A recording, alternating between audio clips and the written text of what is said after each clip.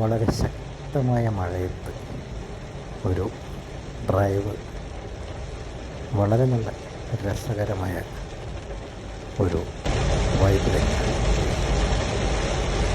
ആ നല്ല മഴയത്ത് ഡ്രൈവ് ചെയ്തുകൊണ്ട് വീട്ടിലേക്ക് വന്നിട്ട് ഉച്ചയൂണ് കഴിക്കാം.